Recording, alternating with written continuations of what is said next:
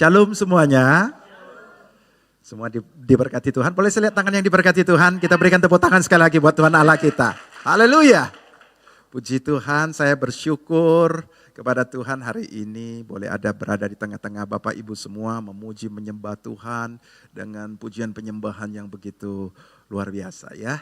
Biarlah kita semua boleh merasakan hadirat Tuhan, lawatan Tuhan pada pagi ini. Terima kasih untuk Bapak Gembala yang telah memberi kesempatan saya boleh ada di tempat ini beribadah bersama-sama dengan Bapak Ibu semua. Nah, ada berapa banyak yang baru pertama kali lihat saya di sini? Oh ya, baik. Saya memperkenalkan diri. Saya Pendeta Petrus Eng. Saya menggembalakan di GBI Kingdom of God di wilayah timur sana gitu ya. Saya bawa salam dari jemaat yang saya gembalakan bagi setiap saudara semua. Salam semuanya ya. Haleluya. Saya dulu adalah pengusaha, tapi kemudian di tahun 2008 Tuhan panggil saya untuk menjadi full time ya. Jadi ketika saya lagi di puncaknya usaha saya, Tuhan panggil saya full time gitu ya. Saya itu nggak ada keinginan full time, tetapi yaitu namanya panggilan. Saya pernah bernasar kepada Tuhan waktu papa saya sakit gitu. Papa saya sakit gagal ginjal sehingga dia harus cuci darah seminggu 3 kali, saudaraku. Dan itu saya waktu itu minta kepada Tuhan supaya Tuhan boleh sembuhkan gitu ya. Dan tapi ternyata nggak terjadi apa-apa dan di dalam emosi gitu, jangan cepat-cepat emosi. Nanti kalau waktu berdoa jangan cepat-cepat gitu ya. Ini waktu di dalam berdoa ini nggak mengalami jawaban, dalam emosi saya bernasar gitu ya. Saya katakan, Tuhan kalau Tuhan merasa saya masih kurang juga kepada Tuhan, Tuhan sembuhkan Papa. Dan kalau Papa sembuh, Tuhan mau panggil saya full time juga nggak apa-apa. Itu saudaraku ya, saudaraku.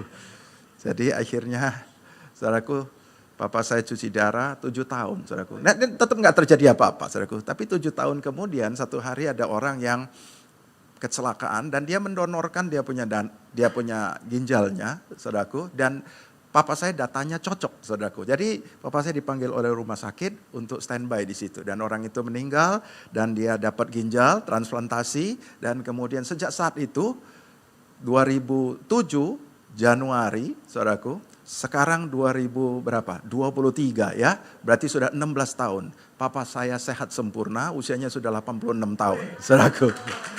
Dia sangat sehat, dia setiap pagi masih olahraga, jalan cepat, dia jalan lebih cepat dari saya gitu, 86 tahun, saudaraku ya. Iya, Papa saya sehat. Nah itu 2007 Januari, 2007 November, akhir itu, saya lagi berdoa tiba-tiba Tuhan tagih, saudaraku ya. 2008 saya full time. Ya, akhirnya saya menutup usaha saya. Saya waktu itu saya usaha kosmetik gitu ya. Saya dari retail jadi grosir jadi importir dan kemudian saya produksi sendiri. Saya besar sekali gitu ya waktu itu.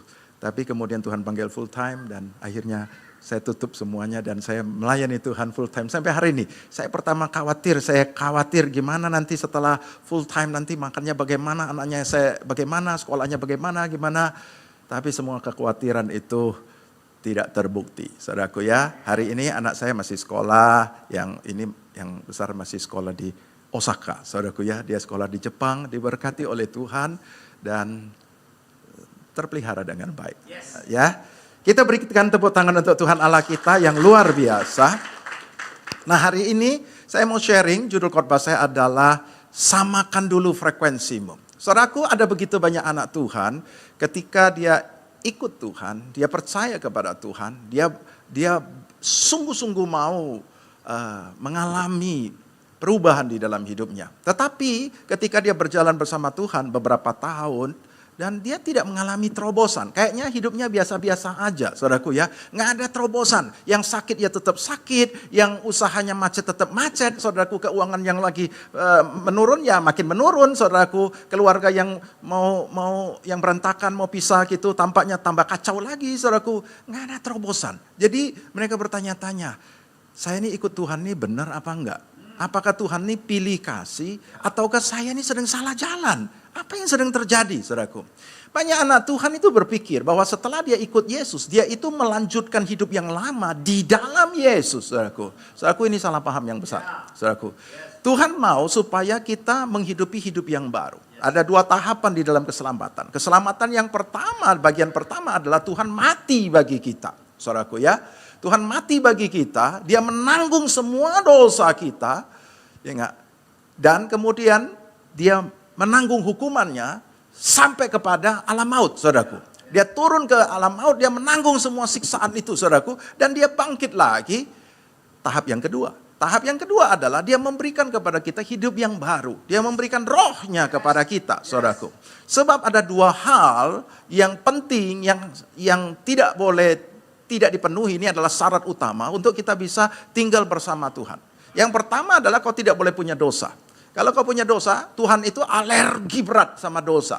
Jadi ketika ada dosa, maka dia nggak bisa bergaul dengan kita. Adam 1 kali saja jatuh dalam dosa, dia ditendang keluar, saudaraku, dari Taman Eden. Dan Tuhan tidak bergaul lagi. Nggak ada cerita lagi Tuhan dengan Adam, saudaraku. Kenapa? Karena dosa. Sama juga dengan kita, saudaraku.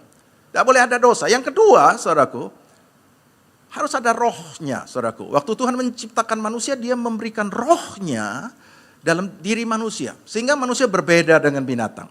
Manusia terdiri dari tubuh, jiwa, roh. Sedangkan binatang terdiri dari tubuh dan jiwa saja, saudaraku.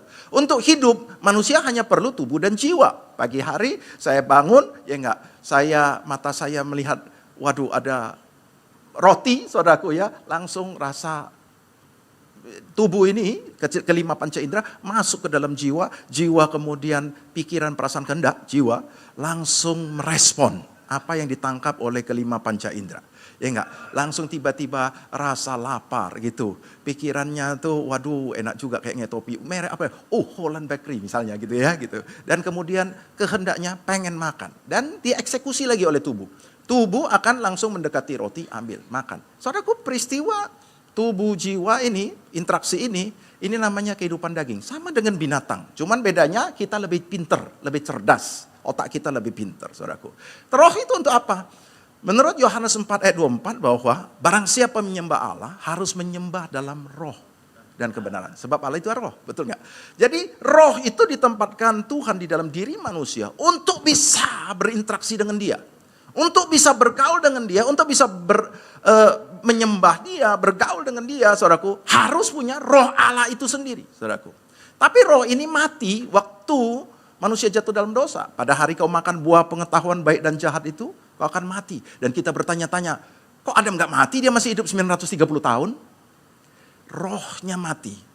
Dan sejak itu dia terputus. Yes, manusianya pada saat, manusia tubuhnya itu sebenarnya diciptakan untuk tidak mati selamanya. Makanya Tuhan taruh juga buah kehidupan di situ, saudaraku. Karena Tuhan gak khawatir dia makan itu, karena dia akan tetap memang hidup selamanya, saudaraku.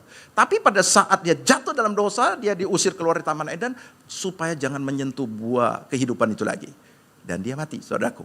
930 tahun kemudian tubuhnya, saudaraku. Tapi rohnya pada saat hari dia makan buah itu, rohnya terputus dari Tuhan. Ada 2 syarat utama. Pertama, dia harus punya roh Allah. Yang kedua, tidak boleh ada dosa. Dan itu tidak dimiliki oleh manusia. Sejak saat itu manusia tidak bisa bergaul dengan Tuhan.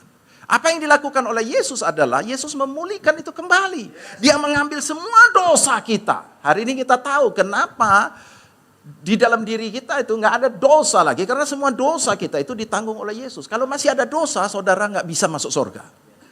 Karena ada dosa, saudaraku. Dan kalau saudara berpikir sampai akhir hidupmu, saudara tidak akan berbuat dosa, saudara sedang mimpi, saudaraku. Saudaraku, kita hidup di dalam dunia yang dikuasai oleh si jahat, saudaraku. Tetapi dosa kita tidak diperhitungkan. Tapi saya hari ini nggak mau bahas dalam tentang ini. Oh, kalau gitu saya boleh berbuat dosa seenaknya kalau Tuhan tanggung semuanya. No, tidak demikian, saudaraku ya. Dan kita akan baca lagi sebentar lagi, saudaraku. Hari ini saya mau ngajak kita untuk mengerti bahwa hidupmu itu harus berubah ketika engkau menerima Yesus dan mengerti akan apa yang dikerjakan oleh Yesus. Nah, temanya adalah samakan dulu frekuensinya. Saudaraku, ada satu orang kampung, dia dari desa, saudaraku. Satu hari dia panen, saudaraku ya, panen karet kah, panen apa, panen lada, saudaraku. Ya enggak, saya ingat dulu. Dulu di Bangka itu orang itu kerja lada ya, merica, saudaraku. Ya, orang-orang di pedalaman ini, kampung itu ya dia kerja merica. Satu kali dia dapat duit banyak, saudaraku. Dia beli kulkas, saudaraku ya. Dia beli kulkas dan kemudian dia bawa ke rumah, saudaraku, tapi di situ nggak ada listrik, saudaraku. Jadi kulkasnya untuk isi baju, saudaraku, untuk jadi lemari baju, keren, saudaraku ya gitu. Nah, saudaraku, ini orang kampung ini dia beli televisi, saudaraku. Dia beli televisi, dia sampai kota, dia wah lihat televisi yang besar, yang bagus, yang besar, yang besar kalau bisa kalau seperti itu, nggak seperti itu, ya besar. Cari yang besar, waduh, wih keren. Terus di toko itu kan dia lihat tampilan televisi itu, wah gambarnya, wah wis bagus banget gitu kan. Ditampilin demonya gitu kan. Oke sudah, beli yang ini, sudah. Yang ini. Bayar, bawa pulang, kemudian colok listrik, sekali lihat, oh nggak ada gambarnya. Wah ini terjadi penipuan ini. Enggak, saya tadi lihat itu gambarnya bagus. Ini kok nggak ada gambarnya? Dia lihat lagi puter, nggak ada gambarnya nih. Waduh, sudah on, listrik sudah ada, nyala sudah, tapi nggak ada gambarnya. Saudaraku. Wah dia marah besar. Dia bawa kembali ke toko itu, dia marah-marah. Ini kamu lagi melakukan penipuan ya? Sabar om. Kenapa? Ini nggak nyala, saya bawa pulang nggak nyala. Oh nggak nyala om, harus setel dulu. Supaya bisa tangkap frekuensinya. Setel nih diajarin ya. Nah, pencet ini nanti, setel. Oh gitu, bawa pulang lagi. Begitu colok listrik, setel dia. Keluar gambarnya, saudaraku. Frekuensinya sudah ketemu, saudaraku. Maka muncullah gambar-gambar tayangan-tayangan seperti yang dilihat di toko itu, saudaraku ya. Saudaraku, demikian juga dalam kehidupan kita, seringkali kita ini belum temu frekuensinya. Saya mau ngajak kita untuk melihat satu tayangan. Kalau kita beda frekuensi, kita nggak akan ketemu. Saya ingat, kalau kakak saya datang, kakak ipar saya itu tinggal di Singapura. Kalau setiap kali datang dia pakai mobil saya, saudaraku. Dan dia tuh seleranya beda dengan saya kalau dengar musik. Saya itu biasa dengar lagu rohani 92,9, ya enggak? BFM kalau nggak salah ya. Terus atau 96,4, ya enggak? Tapi dia sukanya lagu Mandarin, saudaraku.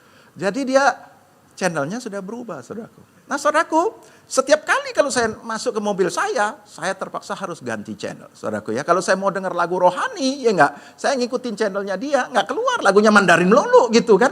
Nggak pas, saudaraku. Karena apa? Channelnya berbeda, saudaraku. Nah, saudaraku, kalau kita channel berbeda, kita tidak akan mendapatkan apa yang kita inginkan. Saya mau ngajak kita untuk melihat tayangan ini, saudaraku. Dia pukul dengan 512 Hz. Tidak ada terjadi apa-apa pada bola tersebut yang 440 Hz tagar putalanya. Ini frekuensinya sama. Lihat bolanya bergerak. Pukul lagi. Frekuensi yang sama. Saudaraku. Kalau dengan frekuensi yang berbeda, pukul yang kencang juga nggak terjadi apa-apa. Frekuensinya berbeda. Tetapi mata kita melihat, saya sudah pukul tung. Gitu. Nggak terjadi apa-apa, nggak bereaksi, saudaraku. Saya sudah berdoa, Tuhan, saya sudah ke gereja, Tuhan, saya sudah pergi bayar perpuluhan, saya sudah melayani, saya sudah begini, saya sudah begitu. Kok nggak ada terjadi perubahan, saudaraku? Barangkali frekuensimu berbeda. Hari ini kita mau melihat bahwa Tuhan mau supaya kita itu mengerti.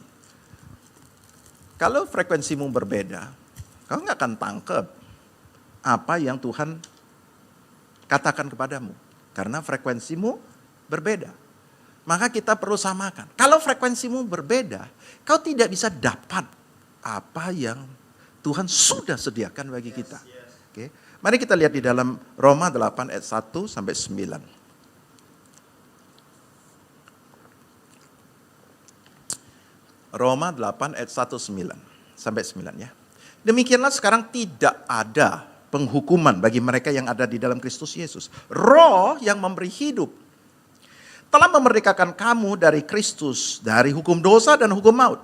Sebab apa yang tidak mungkin dilakukan oleh daging telah dilakukan oleh Allah dengan jalan mengutus anaknya sendiri dalam daging yang serupa dengan daging yang dikuasai oleh dosa. Karena dosa, ia telah menjatuhkan hukuman atas dosa di dalam daging. Sampai situ. Saudaraku, Tuhan ngomong apa? Bahwa apa yang tidak mungkin dilakukan oleh hukum Taurat. Hukum Taurat hanya menunjukkan hukumnya saja. Kamu jangan begini, kamu harus begitu, jangan begini, harus begitu. Saudaraku. Tapi faktanya Orang nggak berhasil karena tubuh kita ini dikuasai oleh dosa. Dosa turunan itu. Sehingga kita selalu jatuh di dalam dosa. Ya enggak? Bukan hukumnya nggak bisa menyelamatkan. Hukumnya udah nunjukin, kamu harus begini ya, harus begini. Kitanya yang nggak bisa. Ya enggak? Siapa yang paling mengerti hukum Taurat? Orang Farisi dan ahli Taurat. Pastilah, betul ya? Saudaraku, dia paling menguasai hukum Taurat. Dia sampai hafal semuanya. Tetapi pada satu kali ketika ada seorang yang kedapatan berzina, saudaraku, menurut hukum Musa, mereka ngomong sama Yesus, Guru, menurut hukum Musa, orang ini harus dilempar batu, dirajam sampai mati. Bagaimana menurut pendapatmu? Maka Yesus ngomong, barang siapa di antara kamu yang tidak berbuat dosa, ambil batu duluan, lempar. Silakan, monggo, lempar saja. Saudaraku, dari yang paling tua sampai yang muda dalam sekejap, pakai ilmu menghilang, hilang semua, saudaraku. Orang-orang itu begitu Tuhan lihat, mana orang-orang itu, itu jurus menghilang, saudaraku ya. Itulah keahlian ahli Taurat dan orang-orang Farisi. Dia mengetahui, tapi dia nggak bisa juga. Dia juga hidup di dalam dosa. Bahkan ada satu pasal penuh di dalam Matius pasal 5 kalau nggak salah, satu pasal penuh Tuhan mengecam orang Farisi dan ahli Taurat. Celakalah engkau orang-orang Farisi dan ahli Taurat. Celakalah engkau, celakalah engkau, celakalah. Berkali-kali saudaraku. Karena begitu, kelakuannya nggak sama dengan apa yang dia ini. Dan dia katakan, orang Farisi sudah menduduki kursi Musa. Turutilah apa yang diajarkan mereka, tapi jangan turuti kelakuan mereka. Artinya pengajarannya bagus, turuti. Kelakuannya jangan, seperti itu. Karena begitu, semua orang sudah berbuat dosa. Nggak ada yang nggak berbuat dosa. Saudaraku. Nah saudaraku, dan Tuhan tidak mengampuni dosa kita. Dia tidak membebaskan kita dari hukuman. Semua dosa, upah dosa adalah maut, saudaraku.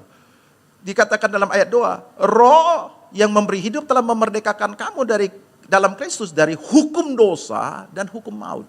Jadi kalau kita dosa ada namanya hukum dosa dan hukum maut. Hukum dosa itu kita mengalami kutuk. Ulangan 28 mulai dari ayat 15. Terkutuklah kamu kalau kau tidak mengikuti perintahku, ketetapanku yang kusampaikan hari ini. Maka semua kutuk ini akan mengejar engkau. Sampai kau punah, saudaraku. Dan itu terkutuklah kau di ladang, terkutuklah kau di kota, terkutuklah. Dari 15 sampai 68. Panjang sekali, saudaraku. Kutuk, saudaraku. Nah, ketika kita hidup dalam dosa, kutuk itu mengikuti kita. Makanya manusia hidup di dalam kutuk, saudaraku. Nah, tetapi Tuhan ngomong apa? Kita telah dimerdekakan dari semuanya itu. Bagaimana caranya, saudaraku? Tuhan tidak mengampuni dosa, Dia tidak membebaskan kita dari hukuman, Dia hukum dosa akibat dosa itu, tapi bukan kepada tubuh kita, kepada tubuh Kristus yang tidak berdosa. Oke, dia hukum. Jadi kalau tetangga saya ya enggak, dia minta ampun sama Tuhan, diampuni enggak oleh Tuhan? Enggak. Dengarkan baik-baik. Enggak. Kalau saudara enggak terima Tuhan Yesus, saudara juga enggak diampuni, saudaraku. Tuhan itu menghukum dosa. Oke? Saudara tidak diampuni, saudara itu dihukum dosanya. Tapi dihukumkan pada tubuh Kristus. Tangkap, saudaraku? Jadi yang namanya diampuni adalah kau tidak menjalani hukuman itu. Tapi dijalani oleh Kristus. Itulah kasih karunia yang dilakukan oleh Tuhan kepada kita.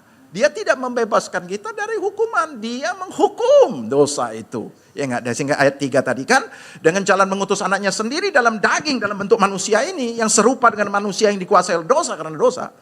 Ia telah menjatuhkan hukuman atas dosa di dalam manusia itu, supaya tuntutan hukum Taurat digenapi di dalam kita.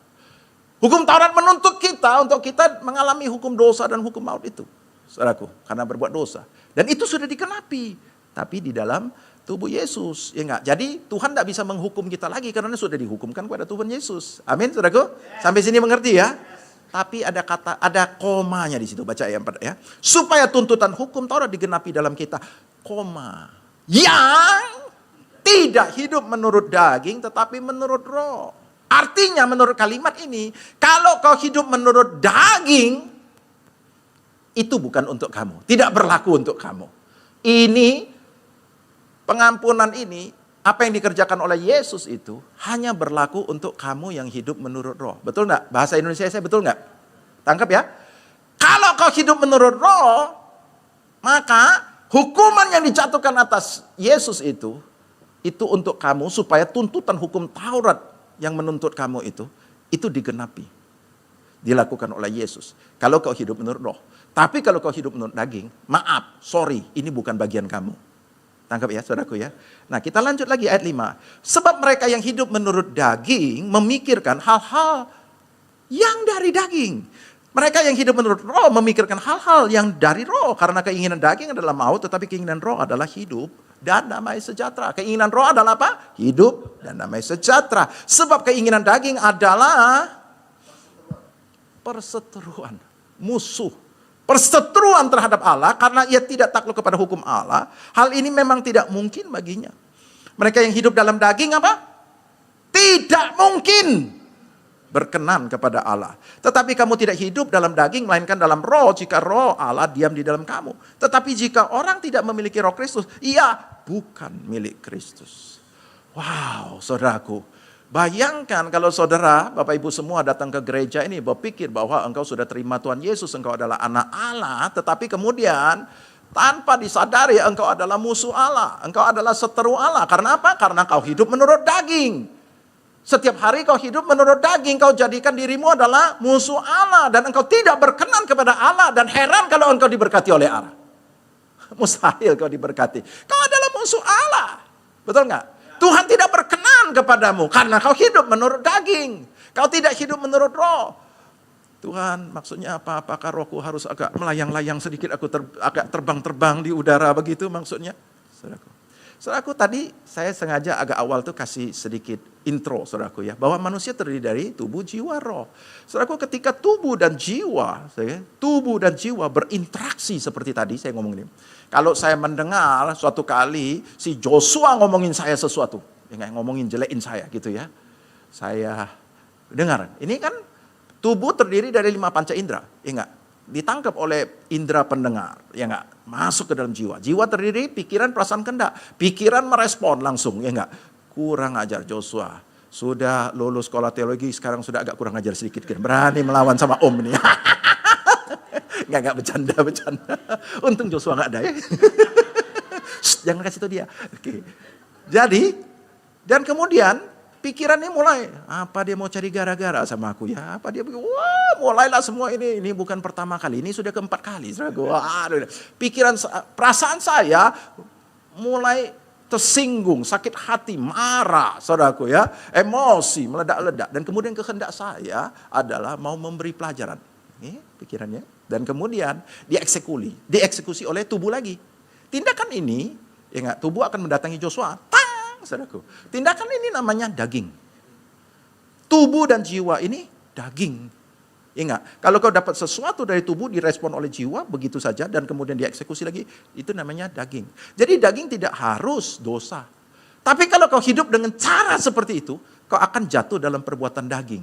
Di dalam Galatia 5 ayat 19, perbuatan daging sudah nyata. Dan pada kenyataannya perbuatan daging ujung-ujungnya adalah dosa semua. Karena apa? Karena dunia ini dikuasai oleh si jahat, saudaraku. Dan si jahat itu, si setan iblis itu membuat begitu banyak skenario supaya tubuh kita dengan kelima panca indera mendapatkan begitu banyak drama-drama skenario yang diatur oleh setan. Dan dia mau supaya kita bereaksi dengan itu.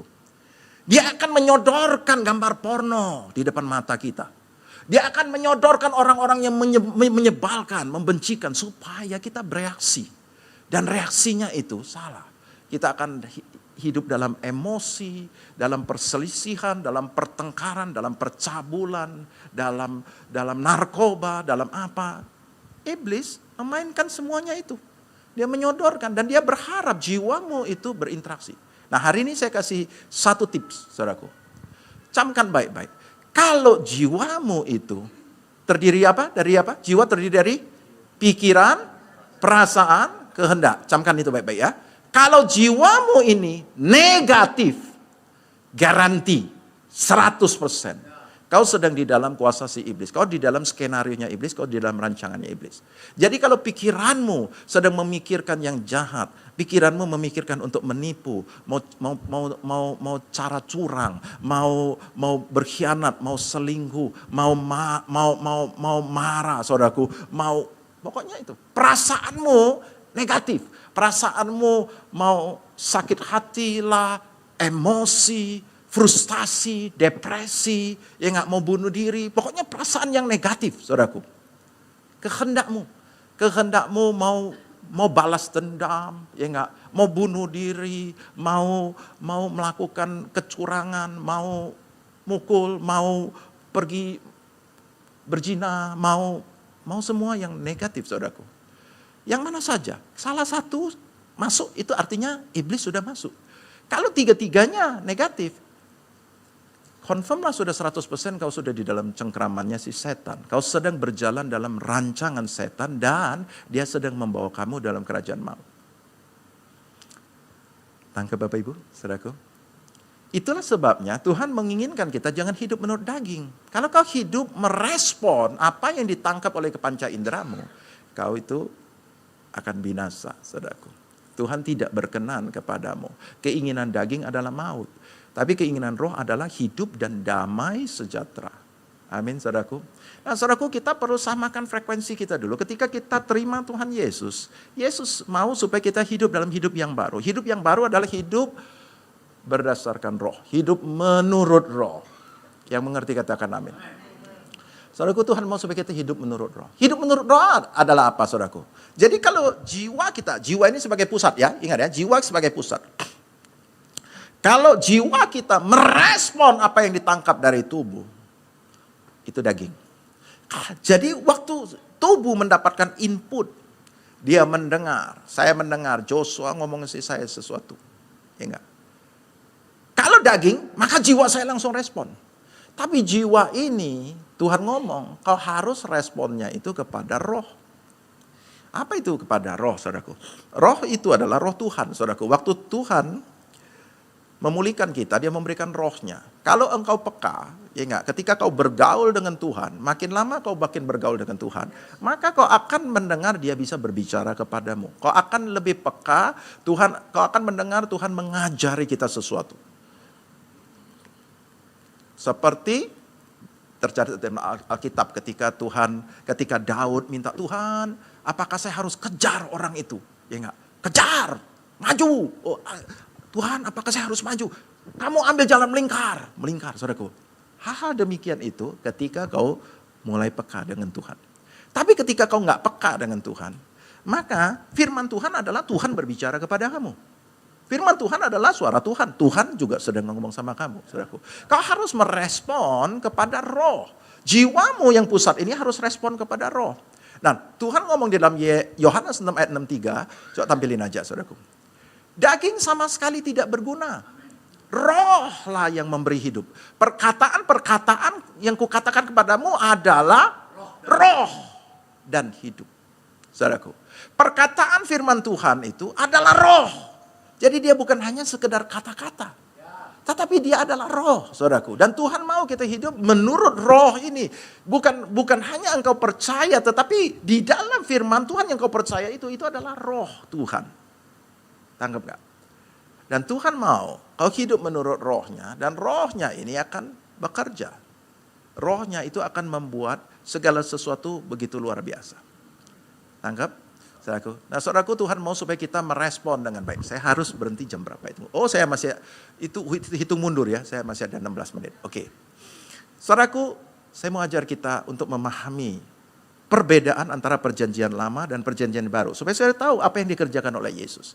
Di dalam perjanjian lama, kalau saudara melihat anak-anak Tuhan, ya enggak ya, mereka ketika minta tolong kepada Tuhan, mereka berseru kepada Tuhan. Dan Tuhan mau supaya kau berseru kepadaku dan aku akan menjawab engkau. Betul, saudaraku ya? Berseru kepadaku, aku akan menolong engkau, saudaraku. Itu adalah karena manusia itu di dalam keadaan tidak berdaya. Manusia di dalam keadaan tidak merdeka. Dia dalam keadaan yang hidup dalam kutuk dosa, saudaraku. Dan dia memang tidak berkuasa sama sekali, saudaraku.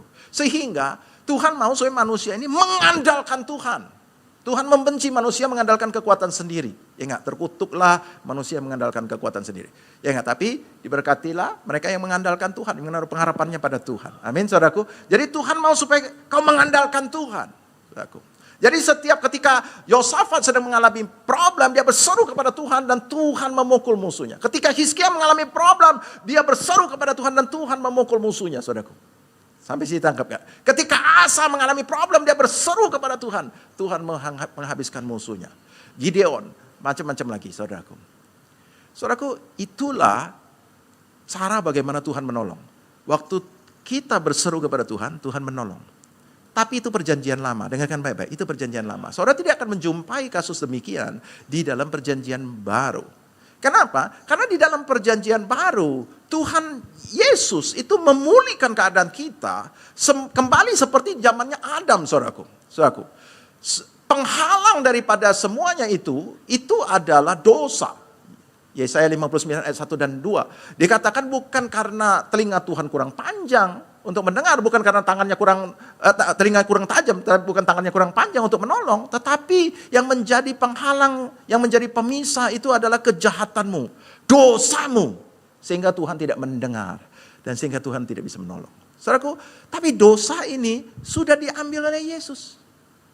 Dosa ini, dosa kita yang lalu, yang hari ini, yang besok sampai kita mati, itu sudah diambil oleh Yesus. Sehingga di dalam diri kita, Tuhan tidak berjumpa dengan dosa lagi. Buktinya, saudaraku. Tuhan katakan dalam firman Tuhan, tidak tahukah kamu bahwa tubuhmu adalah bait Allah? Saudara tahu kenapa Tuhan itu menjadikan tubuh kita bait Allah? Karena di dalam tubuh kita ada dua unsur. Yang pertama, kau nggak punya dosa. Dosa itu semua ditanggung oleh Yesus, nggak ada dosa. Kalau ada dosa, Tuhan tidak mungkin tinggal di dalam dirimu. Impossible. Dia alergi berat. Tapi karena dosamu, itu sudah ditanggung sama dia. Yang kedua, kau memiliki rohnya. Kau sudah mendapatkan rohnya kembali. Jadi dia bisa tinggal di sana. Dulu Tuhan pengen tinggal bersama bangsa Israel. Tapi dia nggak bisa tinggal karena ada dosa, saudaraku. Sehingga dia suruh Musa membuat tabernakel. Dia tinggal di ruang Maha Kudus. Tapi waktu Yesus mati, tirai yang memisahkan ruang kudus dan ruang Maha Kudus itu terbelah. Dan sejak itu Tuhan tidak tinggal di ruang Maha Kudus. Tuhan tinggal di dalam diri kita. Kenapa? Karena dosa tidak diperhitungkan. Tidak ada lagi. Semua pindah pada Yesus. Kenapa? Karena kau punya roh Allah. Amin, saudaraku. Nah, saudaraku, ketika roh Allah, pencipta semesta alam itu ada di dalam diri kita. Saya tahu perbedaannya adalah dulu dalam perjanjian lama, itu pertolongan itu dari luar kepada kita. Roh Allah di luar sana itu menolong kita. Di dalam perjanjian baru, roh Allah ada di dalam ini. Mau keluar. Amin, saudaraku. Kuasanya dari dalam. Saudaraku. Dulu kuasanya ada di sini. Dulu mereka memanggil Tuhan di sana. Sekarang Tuhannya ada dalam sini. Jadi kalau menyembah Tuhan, jangan terlalu jauh sana melihatnya gitu ya. Tuhan, engkau lihat. Oh Tuhan, ini tangannya kurang, kayaknya mau menjangkau langit, saudaraku. Di dalam sini Tuhan. Ya enggak, jangan sono. Ya enggak, kita menempatkan Tuhan terlalu jauh. Dia ada di dalam diri kita. Nah, saudaraku, perbedaannya adalah yang kedua. Yang tadi itu, yang pertama itu adalah bahwa kita hidup menurut roh. Oke? Bukan menurut daging. Yang kedua ini, saudaraku, kenapa kita bisa mengalami kemenangan ini, saudaraku ya? Di dalam coba kita lihat di dalam Matius 6, ayat 31 sampai 33. Jadi samakan frekuensi dulu. Pertama, jangan hidup menurut daging, menurut roh. Mulai sekarang menurut roh ya. Menurut roh itu adalah kamu merespon apa yang dikatakan oleh firman Tuhan. Merespon apa yang dikatakan oleh Tuhan. Bukan merespon dari apa yang, contoh ya, tadi kalau masalah Joshua tadi ya. Kalau Joshua ngomongin saya sesuatu, saya kalau respon menurut daging, saya langsung respon. Jiwa saya langsung respon. Tapi karena saya harus respon menurut roh. Dan menurut roh, saya belum peka. Tapi saya bisa baca firman Tuhan. Jadi menurut roh yaitu firman Tuhan ini, firman Tuhan mengajar saya untuk ampuni dia. Tapi Tuhan, dia ini bukan pertama kali Tuhan, ini sudah 4 kali. 70 kali 7 kali. Siap. Saudaraku, itu menurut roh. Oke? Kalau menurut roh saya mau emosi. Ya enggak? Saya mau marah. Tuhan ngomong, marah tidak mengerjakan kebenaran di hadapan Allah. Siap Tuhan. Tidak jadi marah, saudaraku. Barangkali dia sedang ada masalah. Barangkali cuman salah paham. Barangkali, ya enggak. Jadi kehendak saya tadinya mau pergi beri pelajaran, terpaksa saya ganti. Kehendak saya berdasarkan roh ini, saya mau pergi untuk klarifikasi. Barangkali dia ada masalah. Saya perlu tolong dia. Saya datang sama dia gitu. Jos, apa yang terjadi Jos? Aku lihat kayaknya kamu uring-uringan belakangan ini. Oh gitu. Oh, mari kita berdoa. Tidak jadi kita berkelahi, saudaraku. Karena saya respon menurut roh. Amin, saudaraku. Nah, saudaraku, Tuhan mau supaya kita di dalam kehidupan kita setiap hari kita ini respon menurut roh. Kalau kita cuma merespon menurut daging, maka Tuhan iblis akan sodori kita proyek-proyek yang akan membuat kita hidup dalam kecurangan, saudaraku ya. Iblis akan sodori kita cewek-cewek yang akan membuat kita jatuh dalam perselingkuhan, saudaraku. Iblis akan sodori banyak hal. Iblis akan sodori orang-orang yang menjengkelkan yang akan membuat kita hidup dalam kemarahan, kebencian, saudaraku. Iblis akan merusak hidup kita kalau kita respon terus menurut daging dan kau matilah, so. Maka yang pertama, samakan dulu frekuensimu, hiduplah menurut roh. Meresponlah berdasarkan apa yang di roh katakan, apa yang firman Tuhan katakan. Jangan respon kepada ini. Maka saya garanti, saya jamin, jiwamu tidak pernah negatif. Karena firman Tuhan, ketika kau respon sama firman Tuhan, jiwamu gak pernah negatif. Pikiranmu akan positif, perasaanmu positif, kehendakmu positif. Amin, saudaraku. Kalau kau lihat jiwamu negatif, kamu bisa tahu kamu sedang dikuasai iblis. Pasti, saudaraku. Nah, saudaraku, hal yang kedua yang perlu disamakan apa ya, saudaraku? Matius 6 ayat 31. Sebab itu janganlah kamu khawatir dan berkata apakah yang akan kami makan, apakah yang akan kami minum, apakah yang akan kami pakai. Semua itu dicari bangsa-bangsa yang tidak mengenal Allah. Akan tetapi Bapamu di sorga tahu bahwa kamu memerlukan semuanya itu. Tetapi carilah dahulu kerajaan Allah dan kebenarannya, maka semuanya itu akan ditambahkan kepadamu. Saudaraku, Tuhan itu menunjukkan kepada kita perbedaan antara bangsa-bangsa yang tidak kenal Tuhan dan anak Allah. Dia katakan Bapamu di sorga tahu bahwa kamu membutuhkan. Saudaraku, ini bukan antara bangsa yang tidak kenal Allah dan bangsa yang kenal Allah. Bangsa yang tidak kenal Allah dan anak Allah. Oke? Orang di luar sana setiap hari mereka fokus kepada apa yang mereka makan, minum, pakai, saudaraku. Nah, apakah kita tidak butuh makan, minum, pakai? Kita butuh. Bapamu tahu kamu membutuhkan semua itu. Tapi kau jangan seperti bangsa-bangsa itu yang tidak mengenal Allah. Cara mereka nggak benar, saudaraku. Jadi Tuhan ngomong apa? Tapi kamu anak Allah, aku mau kamu coba ganti dulu, frekuensinya setting dulu. Carilah dahulu kerajaan Allah. Tidak usah cari itu. Cari kerajaan Allah dan kebenarannya, maka semuanya itu akan ditambahkan kepadamu. Saudaraku, kata apa menjadi problemnya, saudaraku? Ketika engkau tidak di dalam Yesus, kau bangsa tidak mengenal Allah yang tidak di dalam Yesus, maka kau hidup menurut kehidupan orang-orang yang dalam dosa. Kehidupan dalam kutuk, saudaraku. Karena perbuatan dosamu mendatangkan kutuk, saudaraku. Tuhan waktu manusia jatuh dalam dosa, Tuhan melepaskan kutuk. Mulai dari hari itu ada kutuk. Ya enggak? Terkutuklah tanah dengan bersusah payah, kau akan mencari rezekimu. Dengan berpeluh kau akan dapat makananmu, saudaraku. Artinya kehidupan bekerja keras, bersusah payah untuk mendapatkan makanan, itu bukanlah satu kehidupan yang disediakan oleh Tuhan. Itu adalah akibat dosa. Sehingga kau hidup harus dengan bersusah payah dapat makanan. Pada mulanya tidak demikian. Pada mulanya Tuhan menyediakan mereka Taman Eden. Tuhan bisa aja setelah menciptakan semuanya itu, Tuhan langsung ciptakan manusia, taruh mereka di bumi itu. Tapi setelah Tuhan ciptakan semuanya, Tuhan masih menciptakan yang namanya Taman Eden.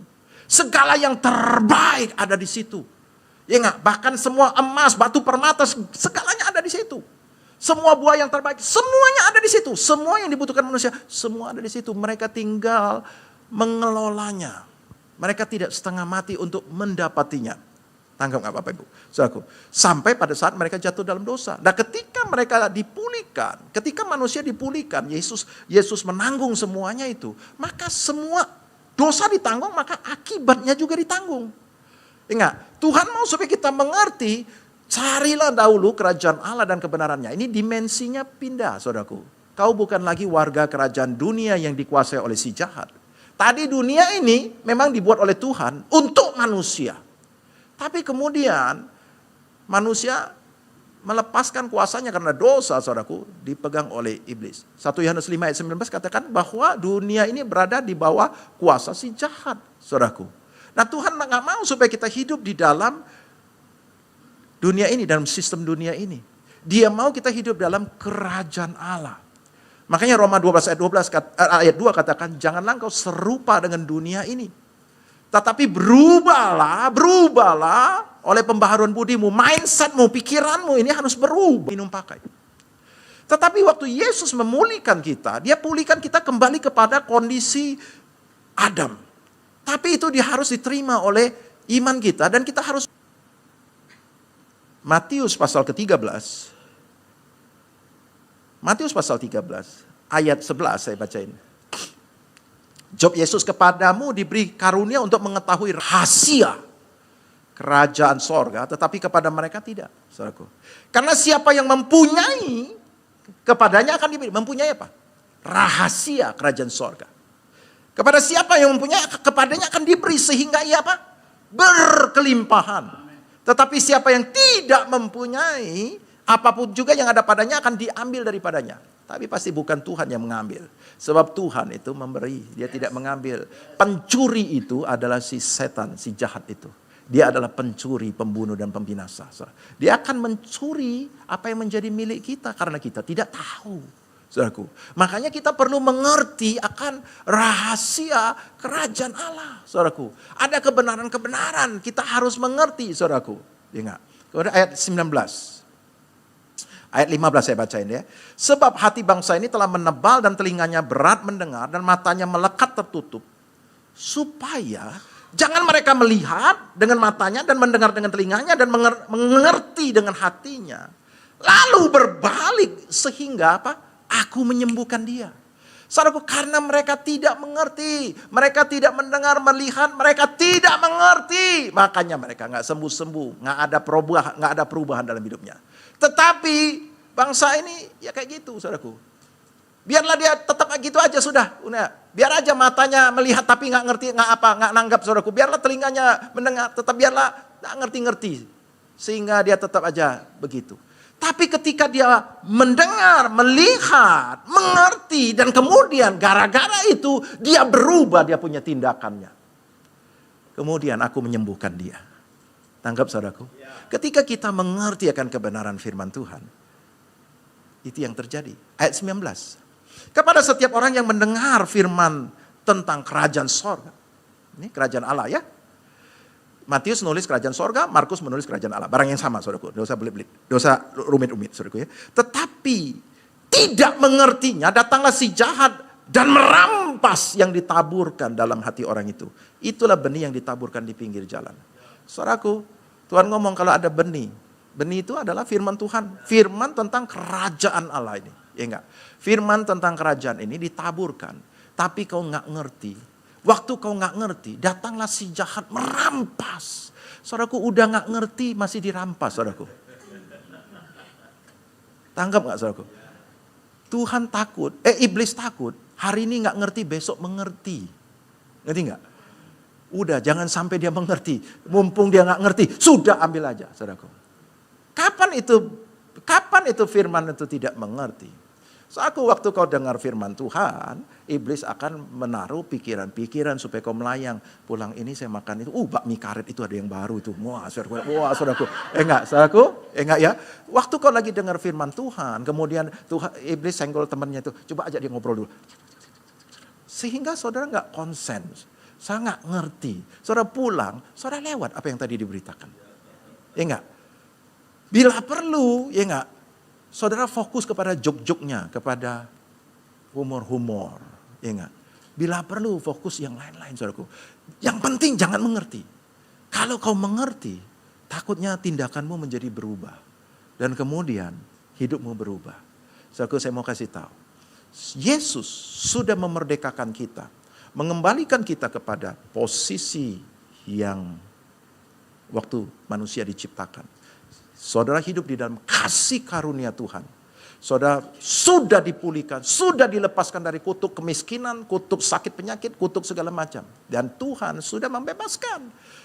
Dan saudara hanya perlu menerima dengan iman, percaya apa yang dikerjakan Yesus. Saudaraku, waktu saudara mengerti, maka hal itu akan berubah pada dirimu. Waktu saudara percaya, Tuhan terima kasih, ternyata engkau sudah membebaskan aku. Aku sekarang mengerti. Dan aku mendeklarasikan hidupku. Oh, tadi saya senang sekali Bapak Gembala tadi ngomong, saya adalah orang yang diberkati, saya adalah orang yang, wow, itu yang dikerjakan Yesus. Mengerti. Waktu kita mendeklarasi, kita mengerti dan kita mendeklarasikan, maka Tuhan itu mengenapi. Roh Kudus itu membuat apa yang di dalam itu menjadi terwujud, saudaraku. Saya ajak kita untuk melihat Yohanes pasal 8 ayat 31. Saya akan akhiri sebab saya sudah habis waktu saya di situ. Kasih saya grace period, oke? 5 menit. 5 menit kebanyakan nih, Pak. Boleh? 5 kebanyakan? Boleh ya? 5 menit ya? Grace period. Yohanes 8 ayat 31. Supaya saya tidak usah ngomong cepat. Saya harus ngomong cepat. Kalau cepat-cepat nanti saudara nggak ngerti. Biar saya ngomong dengan kecepatan yang sama ya.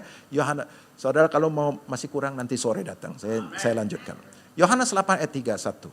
Maka katanya kepada orang-orang Yahudi yang percaya kepadanya, jikalau kamu tetap dalam firman-Ku, kamu benar-benar adalah murid-Ku dan kamu akan mengetahui kebenaran dan kebenaran itu akan memerdekakan kamu. Dengarkan baik-baik. Apa yang memerdekakan kita? Kebenaran. Kebenaran apa? Kebenaran di apa yang dikerjakan oleh Yesus. Tapi saudaraku, waktu kau dapat firman Tuhan, kau belum dapat kebenaran. Ketika firman Tuhan itu tetap ada dalam dirimu, dan kau mulai merenungkannya, kau mulai mempercayainya, dan kamu mulai bertindak sesuai dengan apa yang kau percayai, maka itulah kebenaran yang memerdekakan. Saya punya satu kebenaran, saya percaya, saya sudah saksikan tempo hari ya di waktu doa malam ya. Waktu kalau saya sakit, saya selalu mendeklarasikan. No, kebenarannya adalah bahwa Yesus sudah menanggung semua penyakit dan kelemahanku. Ya enggak, Yesaya 54, ya enggak, ayat 4 dan 5. Saudara, kebenarannya di dalam Matius 8 ayat 17 bahwa Tuhan Yesus menanggung penyakit dan kelemahanku. Kebenarannya di dalam 1 Petrus 2 ayat 24 dikatakan bahwa oleh bilur-bilurnya aku sudah sembuh, saudaraku. Dan kemudian saya mendeklarasikan, saudaraku, dengarkan baik-baik. Perbedaan, makanya ini harus samakan frekuensi. Ketika kau mengetahui apa yang sudah dikerjakan Yesus dan kau aminkan, itu adalah milikmu. Tapi ketika kau tidak mengerti, kau akan menganggap keadaan yang tadi sebelum merdeka itu adalah keadaanmu sekarang. No, saudaraku, saya mau kasih tahu. Contohnya gini ya. Kalau sebagai orang sakit, saudara mengalami satu hari saudara mengalami sakit penyakit, saudaraku ya. Tapi dengan iman, tapi harus saudara latih ya. Ketika saudara mengalami sakit penyakit, saudara kemudian di dalam pikiranmu saudara mengaminkan, saya ini sekarang dapat sakit flu. Aku sakit flu nih. Oke? Dan kemudian saudara berdoa kepada Tuhan. Tuhan, tolong Tuhan, sembuhkan aku, biarlah oleh bilur-bilurmu aku sembuh. Ada yang kayak gitu? Betul kan? Ya enggak. Jadi ini adalah gambaran di mana engkau mengaminkan bahwa engkau memiliki penyakit dan kemudian kau minta Tuhan sembuhkan. Ya enggak. Saudara gunakan ayat oleh bilur-bilurmu sembuhkan aku, saudaraku. Tapi ini adalah bukan kebenaran. Kebenaran tidak pernah ngomong begini. Kebenaran mengatakan bahwa Yesus sudah menanggung penyakitmu. Kebenaran mengatakan oleh bilur-bilurnya kamu sudah sembuh. Nah, jadi apa yang berbeda dengan saya ya? Berbeda dengan saya adalah segini. Saya itu berdiri di atas kebenaran karena saya tahu bahwa saya adalah orang merdeka. Saudaraku, saya mau tanya, penyakit itu datang dari mana? Tuhan menciptakan penyakit? No, penyakit itu menurut Ulangan pasal 28 ayat 15 adalah bagian daripada kutuk. Kutuk itu adalah akibat daripada dosa. Nah, sekarang dosaku sudah ditanggung oleh Tuhan Yesus, kutuknya juga sudah ditanggung oleh Tuhan Yesus, penyakit juga sudah ditanggung oleh Tuhan Yesus. Kenapa aku masih punya penyakit? Penyakit dari mana? Penyakit itu adalah iblis menaruh gejala yang sama, dan dia berharap kita menerimanya. Dan ketika kita menerimanya, sudahlah tertanam dalam diri kita. Tapi saya berdiri di atas kebenaran. Saya percaya bahwa saya tidak ada dosa lagi. Dosaku sudah ditanggung oleh Yesus. Nggak ada lagi kutuk, nggak ada lagi sakit penyakit. Saya ini adalah orang merdeka, saya ciptaan baru, saya adalah orang sehat. Sehingga waktu saya mengalami gejala seperti itu, saya berdiri sebagai orang sehat, menolak penyakit. Orang sini berdiri sebagai orang sakit, mencari kesembuhan. Tanggap nggak bedanya? Sebagai orang yang tidak memiliki penyakit, saya menolak penyakit itu lebih mudah bagi saya. Kalau di sini, saudara mau kasih saya, Bapak kasih saya handphonemu, contoh. Bilang, saya kasih kamu. Nggak mau. Saya boleh tolak. Iblis mau kasih penyakit itu. Nggak mau. Nggak mau. Kamu penipu. Saya boleh tolak. Tengok. Tapi di sini adalah saya percaya saya sakit. Loh, kalau saudara percaya saudara sakit itu datang dari mana? Saudara percaya sebelum saudara belum merdeka oleh Yesus? Percaya yang mana? Saudaraku, demikian juga di dalam masalah keuangan kita. Dia udah bebaskan kita dari kutuk kemiskinan. Dia udah bebaskan kita dari semua kutuk. Ketika saudara percaya, saudara mendeklarasikan sesuai dengan firman Tuhan. Firman Tuhan mengatakan Yesus datang. Dia sudah membebaskan kutuk dari semua kutuk kemiskinan. Ya enggak? Yesus memberikan aku kehidupan dan hidup dalam segala kelimpahan. Aku percaya hidupku berkelimpahan. Aku percaya bisnisku diberkati karena Yesus telah memerdekakan aku. Nggak ada penghalangnya lagi. Saudaraku, saudara memperkatakan itu berdasarkan kepercayaanmu bahwa Yesus sudah mati buat kamu. Saudara ini lagi menyamakan frekuensi dengan Tuhan. Saudara lagi sepakat dengan Tuhan. Tuhan ngomong kau sudah sembuh, saudara ngomong saudara sakit. Itu enggak sefrekuensi. Kalau Tuhan ngomong dia sudah bebaskan kamu dari kutuk, saudara tetap memperkatakan dirimu sedang dalam kondisi seperti dalam kutuk. Saudara enggak sefrekuensi, saudaraku. Saudara perlu samakan frekuensi. Kalau Tuhan kamu ngomong, kalau Tuhan bilang kau sembuh, kau jangan lebih hebat dari Tuhan. Kau sama aja dengan Tuhan. Ikutin aja sudah. Ya enggak, Tuhan ngomong kau sembuh, amin Tuhan, aku sepakat dengan engkau. Aku adalah orang sehat. Waktu saudara percaya, saudara mendeklarasikan, saudara sepakat dengan Tuhan, maka hal itu akan terjadi. Dulu di dalam perjanjian lama, Tuhan itu akan menolong kita. Sekarang oleh deklarasi kita, oleh iman kita, maka dari dalam roh yang ada di dalam memerdekakan kita. Sembuh juga. Dulu waktu kita belum merdeka, Tuhan memerdekakan kita. Sembuh juga. Tanggap gak? Tapi di dalam perjanjian baru, tidak demikian cara kerjanya. Cara kerjanya adalah kau percaya, makanya iman itu baru ada di dalam perjanjian baru. Saudara cari di dalam Alkitab, di dalam Alkitab elektronik, ketik iman, nggak ada di dalam perjanjian lama, nggak ada, satu pun nggak ada. Tetapi di dalam perjanjian baru, semua kitab mencatat iman. Yesus mengajarkan kita untuk hidup dengan iman, mempercayai kebenaran, mendeklarasikan, menghidupinya. Maka Allah yang ada di dalam diri kita, roh yang ada di dalam diri kita, pencipta semesta alam itu akan mewujudkan apa yang kau percayai sesuai dengan kebenaran. Tapi kalau kau tidak mengerti ini, kau hidup dengan frekuensi yang berbeda terus dengan Tuhan, kau berdoa, Tuhan tolong aku, sembuhkan aku, Tuhan. Dan saudara tidak mengalami, dan kemudian saudara kecewa sama Tuhan, saudara kecewa, saudara sakit hati, dan saudara ngomong Tuhan pilih kasih. Padahal problemnya adalah, kau tidak sama frekuensinya. Tuhan ngomong A, kau bilang B. Ingat, Tuhan ngomong hidup menurut roh, kau hidup menurut daging. Bingung saudaraku. Anggap saudaraku, mari kita bangkit berdiri.